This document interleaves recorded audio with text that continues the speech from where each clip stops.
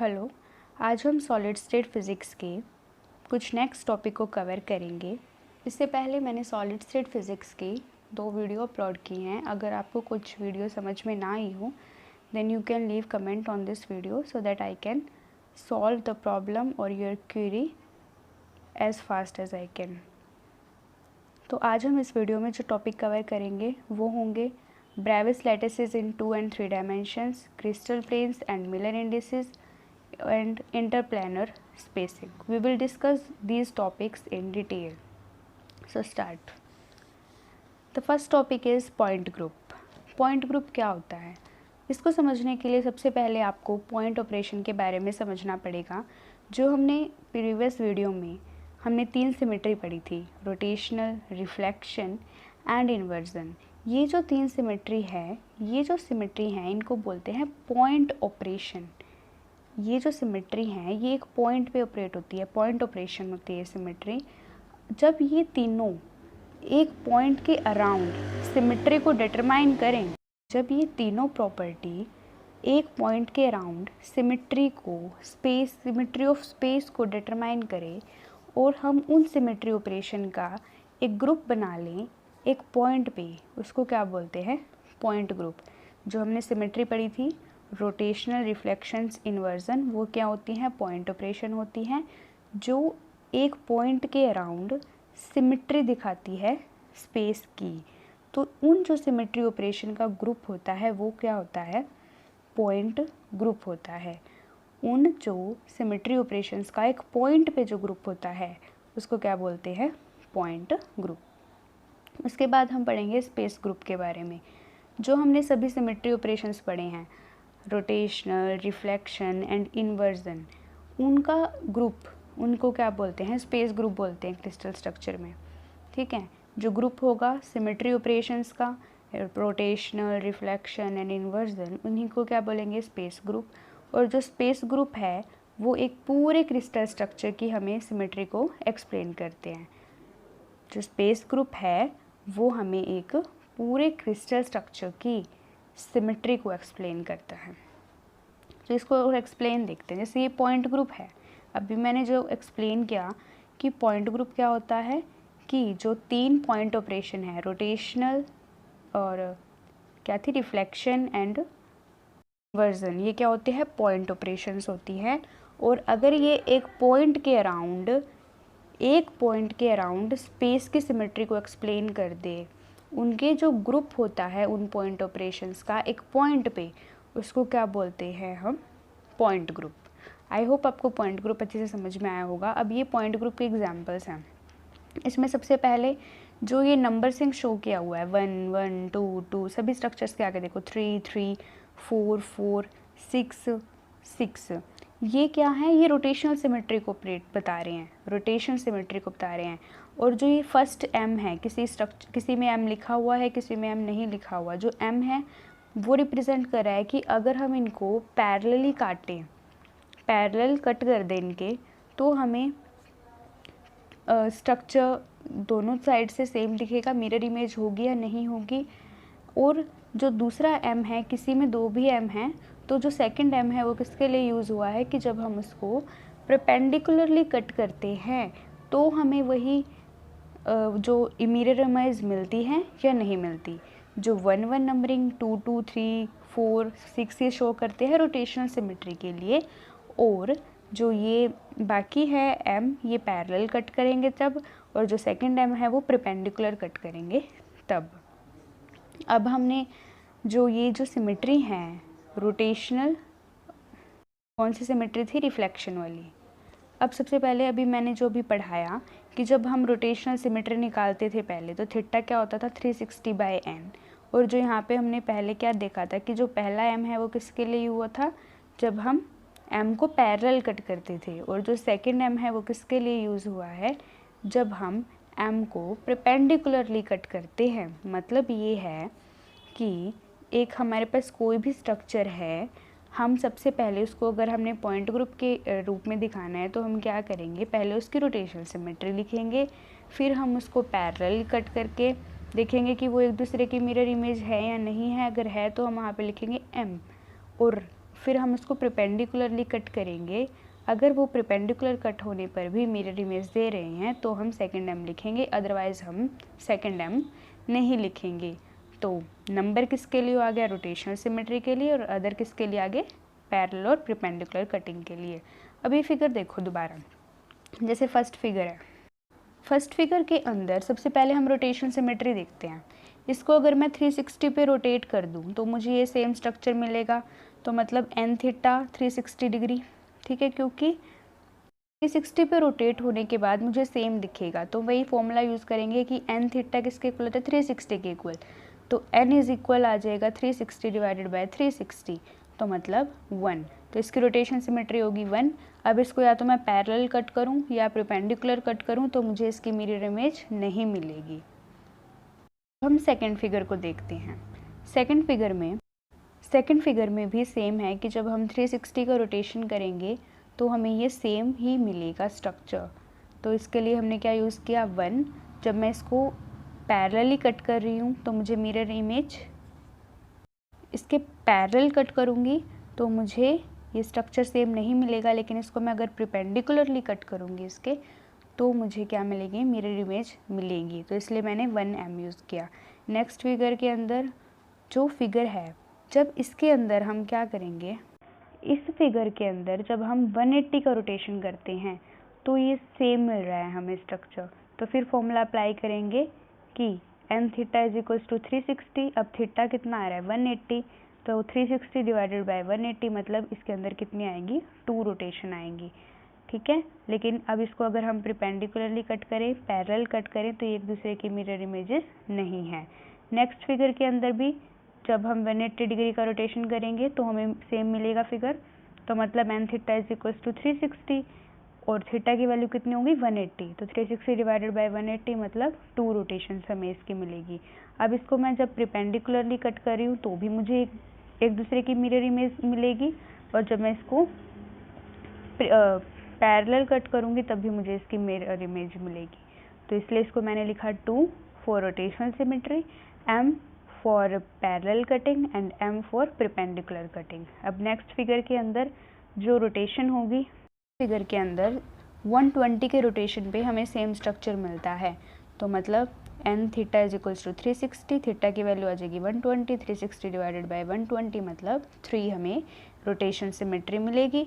और इसके अंदर जब हम इसको पैरेलल और परपेंडिकुलर कट करेंगे तो कुछ नहीं। आई होप आपको अंडरस्टैंड हो गया होगा, और बाकी आप कर सकते हैं।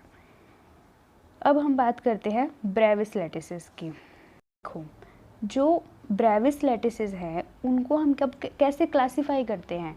हम उनकी जो सिमेट्री होती है उनके बेसिस पे उनकी सिमेट्री को जो डिफरेंट पॉइंट ग्रुप की सिमेट्री से कंपेयर करके उसके बेसिस पे क्लासीफाई करते हैं। जो क्रिस्टल होते हैं उनको क्लासीफाई किया जाता है उनकी सिमेट्री के बेसिस पे, जिसको हम कंपेयर भी करते हैं डिफरेंट पॉइंट ग्रुप से। पॉइंट ग्रुप फिर दोबारा रिवाइज करवा रही हूँ, पॉइंट ग्रुप क्या होता है? डिफरेंट पॉइंट ऑपरेशंस का अराउंड ए पॉइंट एक ग्रुप। और जो लैटिस पॉइंट ग्रुप के साथ कंसिस्टेंट होते हैं वो लिमिटेड होते हैं। मतलब जिन लैटिसेस के अंदर पॉइंट ग्रुप्स होते हैं वो बहुत ज़्यादा लिमिटेड होते हैं, उन लैटिसेस को हम क्या बोलते हैं? Brevis lattices. इसीलिए हम हर लैटिसेस को ब्रेविस लैटिसेस नहीं बोलते, केवल उन्हीं को हम ब्रेविस लैटिसेस बोलते हैं जिनके अंदर जो पॉइंट ग्रुप्स होते हैं वो लिमिटेड होते हैं, उनके क्या बोलते हैं? ब्रेविस लैटिसेस बोलते हैं। अब हम पढ़ रहे हैं ब्रेविस लैटिसेस इन 2 डायमेंशंस। तो हम क्या करेंगे, जब हम 2 सिमेट्री ऑपरेशन को ज्वाइन करते हैं, कौन सी? Rotation symmetry and reflection symmetry. ये तो हम पढ़ चुके हैं कि रोटेशन सिमेट्री क्या होती है, रिफ्लेक्शन सिमेट्री क्या होती है। जब हम इन दोनों सिमेट्री को ऐड करते हैं तो हमें 10 डिफरेंट पॉइंट ग्रुप मिलते हैं। जो भी हमने स्ट्रक्चर पढ़े थे ना, 1m 2mm, ये सारे पॉइंट ग्रुप ही हैं, ठीक है।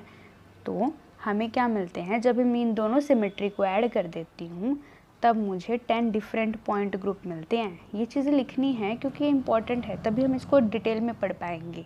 10 डिफरेंट पॉइंट ग्रुप मिलते हैं, और ये पॉइंट ग्रुप मैंने शो भी कर दिया। मैंने इनको आपको बिल्कुल अच्छे से एक्सप्लेन किया है, अगर आप थोड़ी सी मेहनत करोगे तो ये आपको बिल्कुल अच्छे से आने लगेंगे।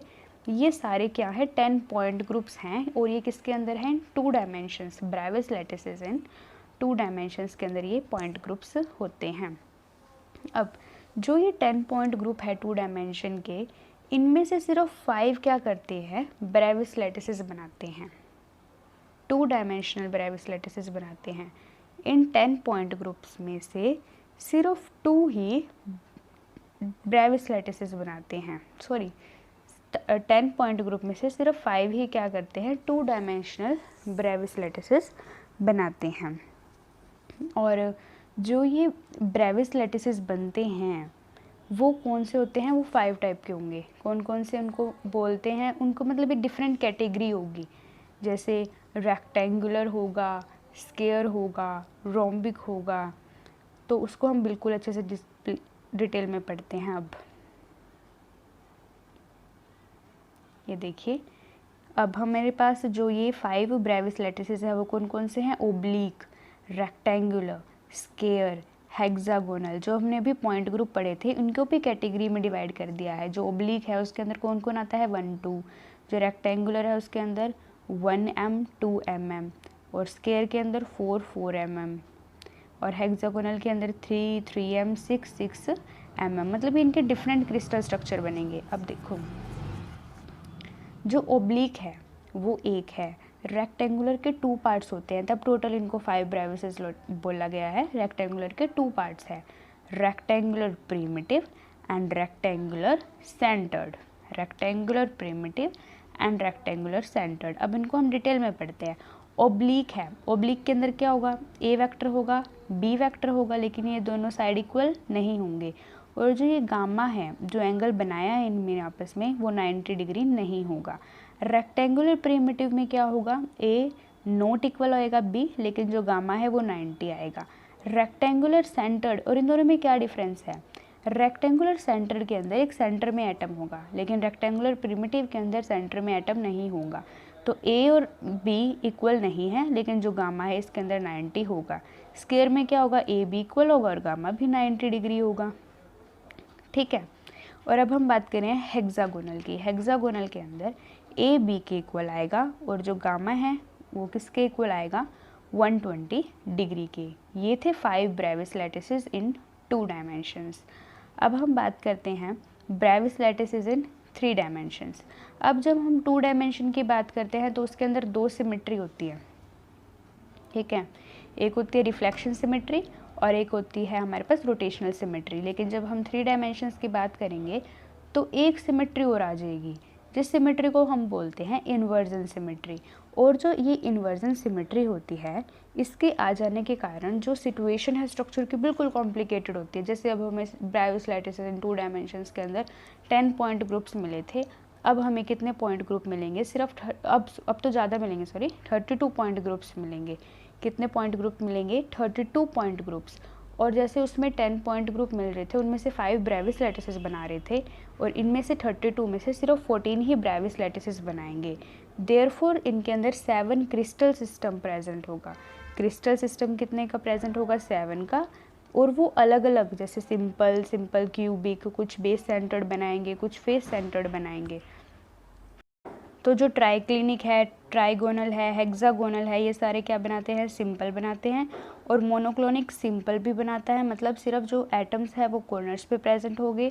बेस सेंटर्ड के अंदर क्या होगा, किसी भी 2 फेसेस के ऊपर क्या होंगे, एटम्स प्रेजेंट होंगे, उसको क्या बोलते हैं, बेस सेंटर्ड। तो वो मोनोक्लिनिक बना रहे हैं। टेट्रागोनल सिंपल भी बना रहे हैं, बॉडी सेंटर्ड भी बना रहे हैं। बॉडी सेंटर मतलब बॉडी के सेंटर के अंदर भी स्ट्रक्चर के प्रेजेंट होगा। क्यूबिक के अंदर सिंपल भी बना रहे हैं, बॉडी सेंटर्ड भी बना रहे हैं और फेस सेंटर्ड भी बना रहे हैं, मतलब सभी फेसेस के अंदर क्या होगा, एटम प्रेजेंट होगा। ऑर्थोरोम्बिक में सिंपल भी बना रहे हैं, बेस सेंटर्ड भी बना रहे हैं, बॉडी सेंटर्ड भी बना रहे हैं और फेस सेंटर्ड भी बना रहे हैं। और हमें इनकी जो एक्सिस लेंथ होती है, फिर जो इंटरफेशियल एंगल्स होते हैं, इनकी रेशियो भी लर्न करनी पड़ती है कि ट्राइक्लिनिक में ए इज़ नॉट इक्वल होता है, बी इज़ नॉट इक्वल होता है c, and alpha is not equal होता है, beta is not equal to है gamma is not equals to 90 degree. Trigonal के अंदर ए इक्वल होता है बी के इक्वल होता है सी के, एंड अल्फा इक्वल होता है बीटा के is equals to gamma is not equals to 90 degree. A is equal होता है b is not equal to c, alpha is equals to beta is equals to 90 degree और gamma is equals to 120 degree. ये सारी आपको learn करनी पड़ेंगी, जो बहुत इंपॉर्टेंट चीज़ें हैं, ये बिल्कुल लर्न करनी पड़ेगी। अब ये जो स्ट्रक्चर्स हैं ये दिखाए गए हैं कि सिंपल ट्राइक्लिनिक का स्ट्रक्चर है, सिंपल रोम्बोहेड्रल और ट्राइगोनल का स्ट्रक्चर है, सिंपल हेक्सागोनल, जो ये भी हमने पढ़े हैं, बस ये स्ट्रक्चर हैं इनके। सिंपल मोनोक्लिनिक होता है, बेस सेंटर्ड मोनोक्लिनिक, इनकी रेशो, इनके साइड रेशोज़, इनके एंगल की जो वैल्यूज़ हैं वो आपको लर्न करनी पड़ेगी, जो बहुत इंपॉर्टेंट होती है जब हम सॉलिड स्टेट फिजिक्स के बारे में पढ़ रहे हैं। तो simple tetragonal, body centred tetragonal, simple cubic, body centred cubic, face centred cubic, simple orthorhombic, body centred orthorhombic, base centred orthorhombic and face centred orthorhombic. ये 14 क्रिस्टल स्ट्रक्चर्स हैं, सॉरी ब्रेविस लैटिसेस हैं। ये 14 क्या हैं? ब्रेविस लैटिसेस है और ये 7 crystal system से मिलके बने हैं। 7 क्रिस्टल सिस्टम से मिलके ये क्या बने हैं? 14 ब्रेविस लैटिसेस बने हैं। और कोई सिंपल होते हैं, कोई बॉडी सेंटर्ड भी होते हैं, कोई फेस सेंटर्ड भी होते हैं, मतलब इनकी अपनी अपनी एक वो होती है। जैसे ट्राइक्लिनिक सिर्फ सिंपल बना रहे हैं, आप फिगर के अंदर देख रहे हैं, ट्राइगोनल सिर्फ सिंपल बना रहे हैं, हेक्सागोनल सिंपल बना रहे हैं, मोनोक्लिनिक क्या बनाते हैं? सिंपल बना रहे हैं और बेस सेंटर्ड, टेट्रागोनल सिंपल और body centred, cubic simple, body centred and face centred, और orthorhombic simple, base, body, face सब बना रहे हैं।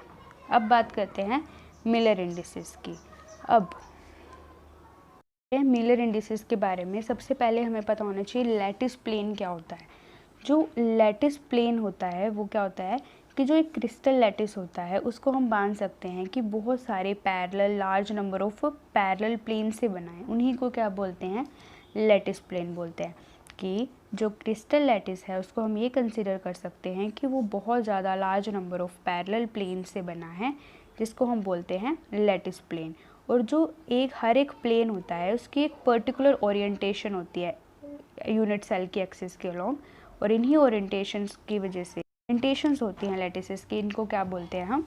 मिलर इंडिसेस बोलते हैं। मतलब ये सिर्फ एक थोड़ा सा हम जान सकते हैं कि ये मिलर इंडिसेस है और इसको हम रिप्रेजेंट करते हैं HKL से। अब जो लैटिस प्लेन है वो इस टाइप की होती है, एक यूनिट सेल के अंदर उसकी एक पर्टिकुलर ओरिएंटेशन होती है एक पर्टिकुलर डायरेक्शन में। जैसे जो फर्स्ट दिखाया हुआ है उसके अलोंग बिल्कुल ऐसे है straight and horizontally, and second में वर्टिकली है, एंड सी में थोड़ा बी में लेफ़्ट की तरफ डाइवर्ट दिखा रखे हैं, और डी के अंदर राइट की तरफ डाइवर्ट दिखा रखे हैं। यही क्या होते हैं? लैटिस प्लेन होते हैं, उनकी एक पर्टिकुलर ओरिएंटेशन होती है अराउंड अ यूनिट सेल। अब जो मिलर इंडिसेस ने 3 नंबर इंट्रोड्यूस किए हैं, जिससे हम प्लेन बता सकते हैं, डायरेक्शन बता सकते हैं क्रिस्टल के अंदर, उन पॉइंट्स को क्या बोलते हैं? Miller indices. वो तो एक सिंपल मिलर इंडिसेस का हमने जो अभी पीछे पढ़ा वो थोड़ा सा था, हिंट सी थी कि लैटिस प्लेन हमने पढ़ा अभी। अब जो हम पढ़ रहे हैं कि जो मिलर इंडिसेस ने क्या किया था, 3 नंबर को इंट्रोड्यूस किया था एक्सप्लेन करने के लिए प्लेन्स और डायरेक्शन को एक क्रिस्टल के अंदर। जो ये नंबर होते हैं इनको क्या बोलते हैं? Miller indices. कि ये वाली बहुत इंपॉर्टेंट चीज़ है, ये बहुत ही इंपॉर्टेंट है कि जो मिलर इंडिसेस ने 3 नंबर को इंट्रोड्यूस किया था ताकि हम एक्सप्लेन कर सके प्लेन या फिर डायरेक्शन इन अ क्रिस्टल। जो ये नंबर्स होते हैं 3 नंबर्स इंट्रोड्यूस किए थे, उन्हीं नंबर्स को क्या बोलते हैं हम? Miller indices. और वो किसके लिए दिए गए थे? ताकि हम एक क्रिस्टल के अंदर प्लेन्स को एक्सप्लेन कर सके और डायरेक्शंस को क्या कर सके? एक्सप्लेन कर सके। किन किन को? प्लेन एंड डायरेक्शन को एक्सप्लेन कर सके। उन्हीं नंबर को क्या बोलते हैं? Miller indices. अब सबसे पहले अभी मैंने बोला कि डायरेक्शन को स्पेसिफाई करेंगे। अब डायरेक्शन को स्पेसिफाई करने का क्या प्रोसीजर है? सबसे पहले हम क्या करेंगे? एक पोजीशन वेक्टर बनाएंगे। ठीक है, एक पोजीशन वेक्टर बनाएंगे, मतलब एक 3 डायमेंशनल स्ट्रक्चर लेंगे और हम एक्स एक्सिस के अलोंग एक वेक्टर खींचेंगे, वाई एक्सिस के अलोंग एक वेक्टर खींचेंगे और जेड एक्सिस के अलोंग एक वेक्टर खींचेंगे, और उसके अंदर हम एक यूनिट सेल लेंगे। कोई भी एक यूनिट सेल है उसको हमने 3 डायमेंशंस के अंदर 3D के अंदर रख दिया और हमने उनके x के अलॉन्ग वेक्टर खींचा, y के अलॉन्ग वेक्टर खींचा और z के अलॉन्ग एक वेक्टर खींचा, और यूनिट सेल के अंदर ही। तो टू एक्सप्रेस मिलर इंडिसेस हम क्या करेंगे, वेक्टर को एक्सप्रेस करेंगे as a set of whole number. मतलब जो मिलर इंडिसेस हमें मिलेगी, जो डायरेक्शंस हमें मिलेंगी, उसको हम स्क्वायर ब्रैकेट के अंदर लिखेंगे। ठीक है, किसके अंदर लिखेंगे, स्क्वायर ब्रैकेट के अंदर। जैसे ये फिगर है, इसमें हम डायरेक्शन शो कर रहे हैं, जैसे वाई एक्सिस के अलोंग, वही एक यूनिट सेल हमने 3D में रख दिया। अब वाई एक्सिस के अलोंग वेक्टर किया, जेड एक्सिस के अलोंग एंड एक्स एक्सिस के अलोंग। तो पॉइंट्स क्या आएंगे, एक्स एक्सिस के अलोंग 1 0 0, क्योंकि यहाँ पे वाई जेड 0 होंगे। वाई एक्सिस के अलोंग 1 1 0, वाई एक्सिस का जो पॉइंट होगा वो 1 0 1 होगा, और जेड एक्सिस वाला पॉइंट होगा वो होगा 0 1। और इनके सामने वाले पॉइंट्स देखेंगे, सामने वाले इन द सेंस जैसे ये सेंटर वाला ओरिजिन से इस साइड खींचेंगे वो 1 1 0, वाई एक्सिस के सामने, जेड के एक्सिस के सामने वाला पॉइंट 1 1 1, और वाई एक्सिस के सामने वाला पॉइंट क्या होगा 1 1 0। ये फिगर क्या शो करता है, डायरेक्शन शो करता है एक क्यूबिक यूनिट सेल के अंदर। ये क्या है, एक क्यूबिक यूनिट सेल है जिसके अंदर हमने मिलर इंडिसेस की डायरेक्शन दिखा रखी है। अब यहाँ पे मिलर इंडिसेस के अंदर जितने भी पॉइंट हैं हम उनकी पोजीशन लिख सकते हैं ना, जैसे x है, y है, z है, कि अराउंड ये पॉइंट है कि इसकी यहाँ पे इतनी पोजीशन है, इसकी इस डायरेक्शन में इतनी पोजीशन है। जैसे ये यहाँ पे जो लिखा हुआ है ना 1 1 1, ये इस पॉइंट को रिप्रेजेंट कर रहा है। ये 1 1 0 ये y और x एक्सिस के बीच में एक पॉइंट को रिप्रेजेंट कर रहा है।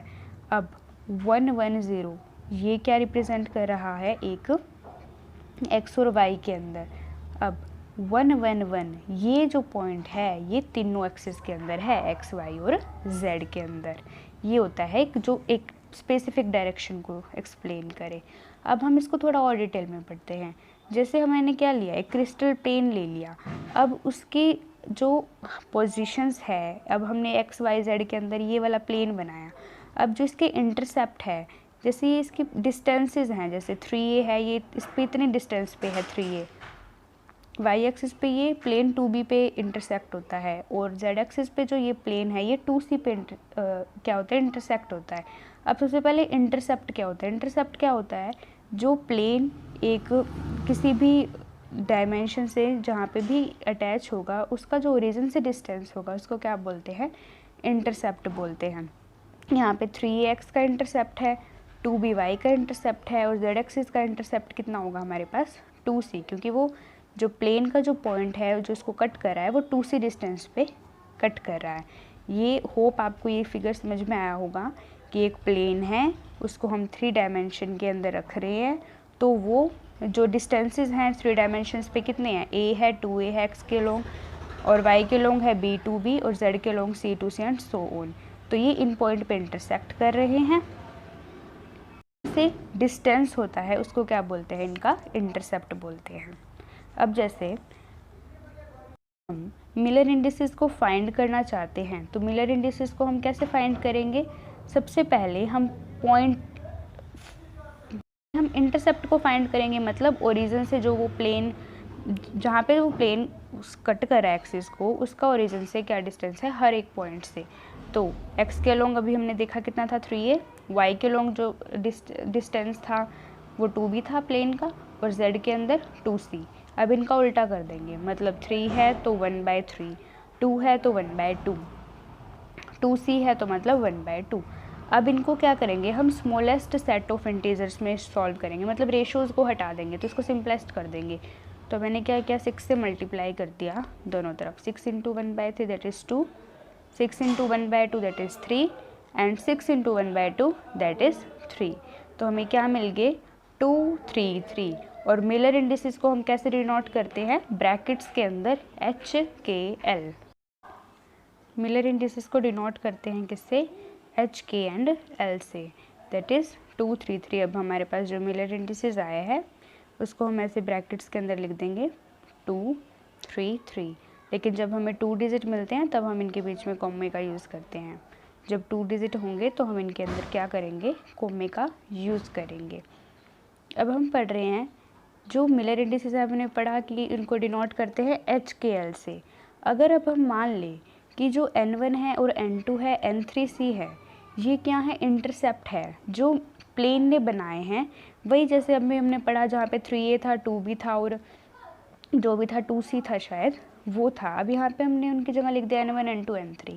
अब ये इंटरसेप्ट है, ये क्या करें, वही प्लेन है, ये उनके प्लेन कट कर है 3D पे और उन्होंने इंटरसेप्ट बना लिए। मतलब जहाँ पे इंटरसेक्ट किए उसके ओरिजिन से जो डिस्टेंस है उसको क्या बोलते हैं, इंटरसेप्ट।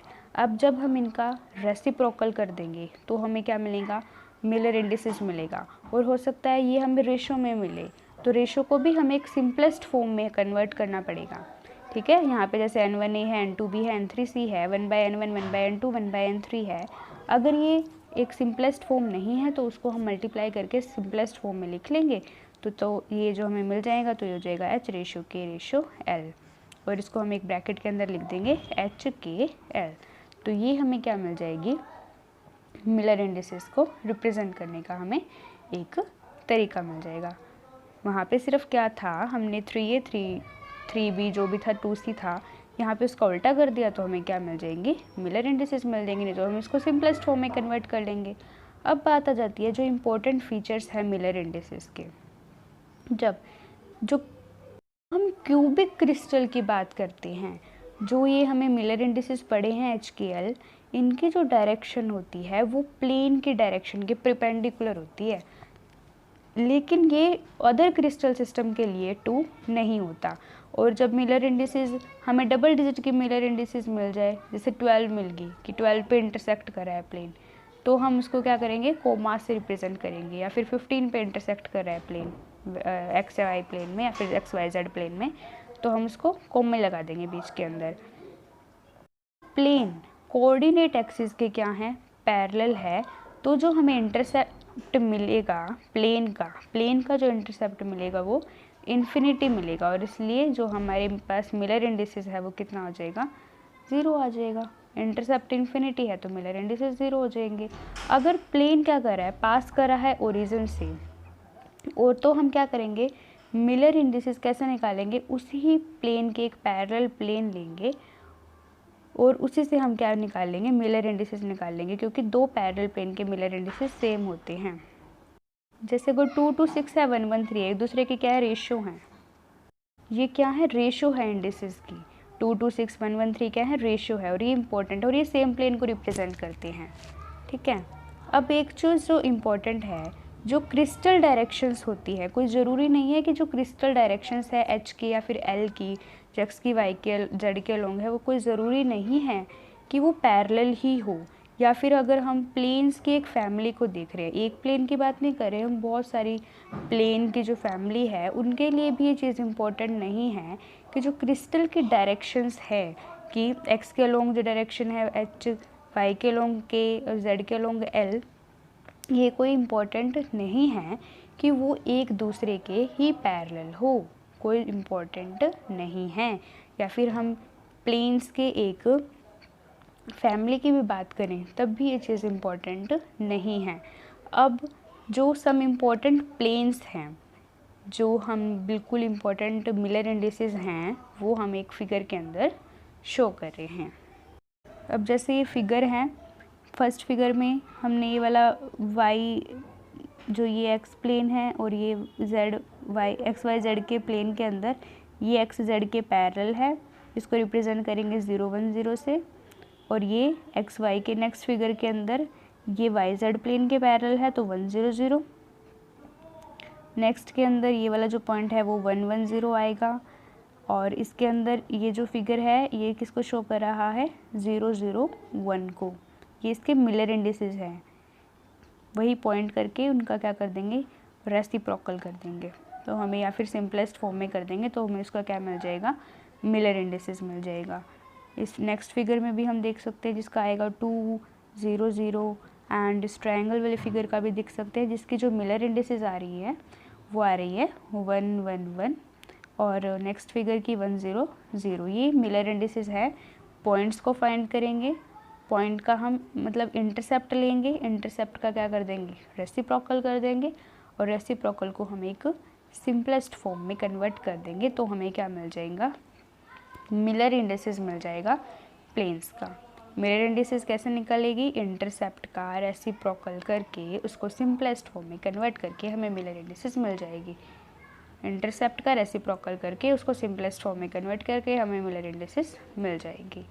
अब हम नेक्स्ट टॉपिक पढ़ रहे हैं इंटरप्लेनर स्पेसिंग। इसी के अंदर भी क्या होगा, एक 3D डायमेंशन होगा। 3D मतलब 3D स्ट्रक्चर हो जाएगा।